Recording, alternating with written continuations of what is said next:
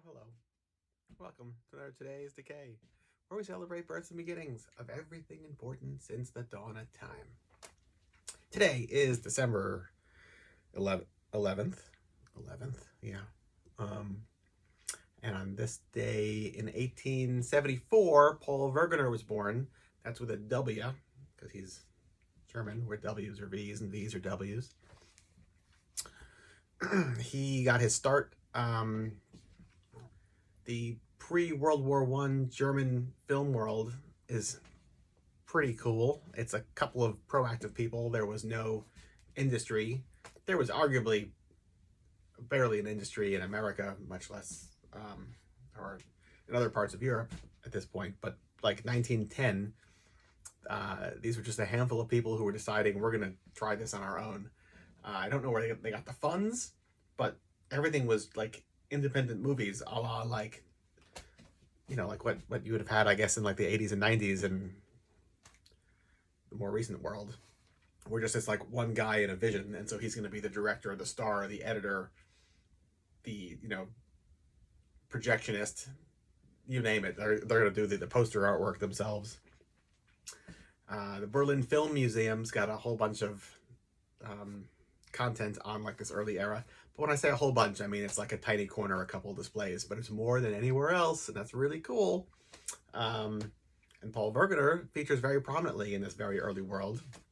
He starred in The Student of Prague, pre-World War I, like 1912-ish, 13, about it's a story I've talked about before because Hans Hein Evers wrote it. It's a guy who sells his soul to the devil for money to impress this socialite girl, and the way they present it in the story is his mirror image, his reflection, actually like literally jumps out of a mirror, and now there's like a doppelganger version of him running around causing havoc, killing people, getting into trouble, and then like the good and the bad have to like fight each other.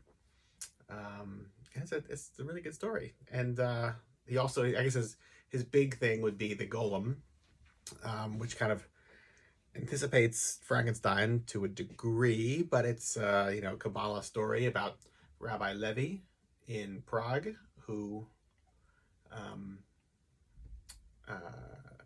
magically brings to life this piece of clay, and it turns into like a human-esque character who has his own issues, I suppose. And it's like filmed in a very the primary one is filmed in a very like German expressionist type feeling to it, and it's really good. So those are the two things I'd say that you should check out if you're not familiar. He was ostracized by his parents. They thought that getting into the theater and film was embarrassing. The arts was not something that they embraced or wanted him to do.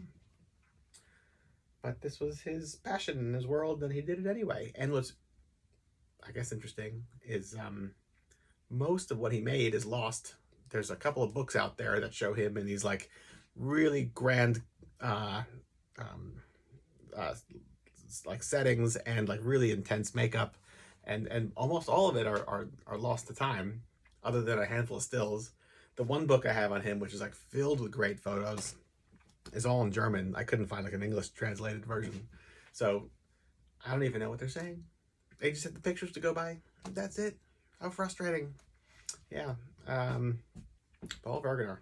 He did the Magician, directed by Rex Ingram. They came to America and did that in like 26-ish. But I would say the Golem and Student of Prague, the teens version, not the 20s version, is the way to go should you be interested in checking him out on his birthday.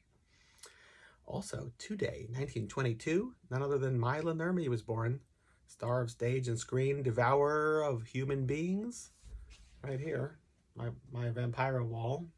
These are mostly, the middle one is painted by Woody Welch, but everything else are Mila Nurmi self-portrait paintings or prints that she then crayoned and colored on top of. That's a oil painting she did, and these other ones are prints that she then added additional stuff to. it happens to be Hanukkah. Happy Hanukkah. So you can't get this in time. Well, maybe you could. I mean, it keeps going, right? We're on night 2 of 8 days. So we made this Playghoul book, which is now in hardcover version. We have them for sale on our website, phantomcreep.com. It is a chronological collection of Milo Nurmi appearances in pulp magazines from 1950 to 1964. So that means like it starts off with her, yeah, as like a bikini model, and